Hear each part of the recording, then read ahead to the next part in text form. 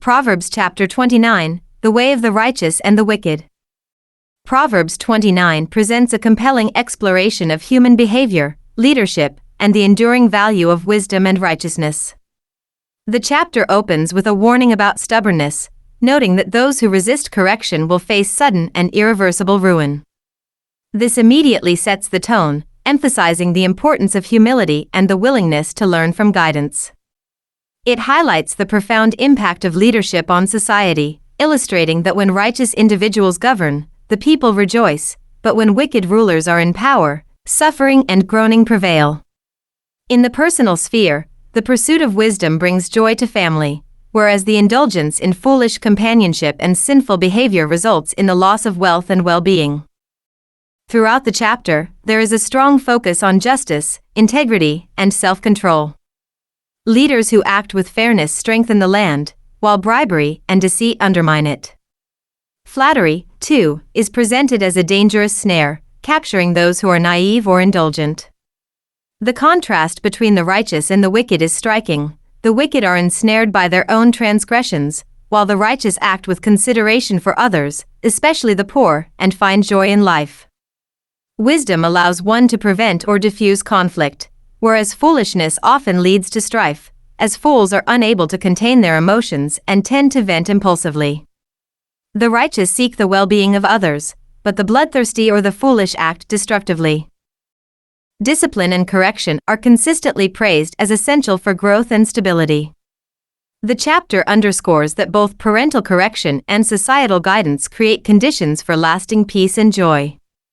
Rod and rebuke bring wisdom, and correction of children brings delight to the soul, contrasting sharply with the shame brought about by neglect or indulgence. Leadership, too, is shaped by the moral character of the ruler. A fair and discerning leader promotes societal welfare, while one who is corrupt spreads wickedness throughout the land. Even in a world where the wicked multiply, the righteous ultimately prevail, illustrating the enduring power of justice and moral integrity. The text also emphasizes the importance of following divine law and exercising self-restraint. Where there is no guidance or revelation, people abandon restraint and chaos prevails, but happiness comes to those who keep the law. Mere words are insufficient to correct a servant or an errant person. Careful instruction, guidance, and discipline are required. Patience, humility, and trust in God are highlighted as safeguards against the instability of life. Pride leads to downfall, anger stirs conflict, and indulgence without accountability brings long-term consequences, whereas humility and faithful nurture lead to honor and security. Ultimately, Proverbs 29 presents a vivid contrast between the righteous and the wicked, showing that their paths are fundamentally opposed. Human attempts to gain favor or manipulate circumstances cannot replace the justice of God, and those who are upright will inevitably clash with the morally corrupt. The chapter teaches that wisdom, justice, humility, and obedience to God's law are not abstract ideals but practical tools that govern personal behavior, social stability, and leadership.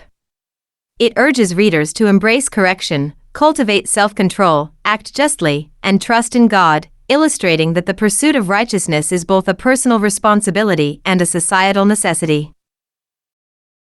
Chapter 29. He who is often rebuked and hardens his neck will suddenly be destroyed, and that without remedy.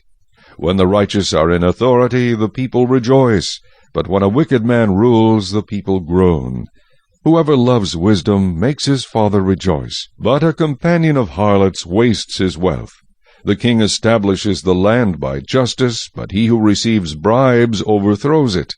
A man who flatters his neighbor spreads a net for his feet. By transgression an evil man is snared, but the righteous sings and rejoices. The righteous considers the cause of the poor, but the wicked does not understand such knowledge. Scoffers set a city aflame, but wise men turn away wrath. If a wise man contends with a foolish man, whether the fool rages or laughs, there is no peace. The bloodthirsty hate the blameless, but the upright seek his well-being. A fool vents all his feelings, but a wise man holds them back. If a ruler pays attention to lies, all his servants become wicked. The poor man and the oppressor have this in common: the Lord gives light to the eyes of both. The king who judges the poor with truth, his throne will be established forever.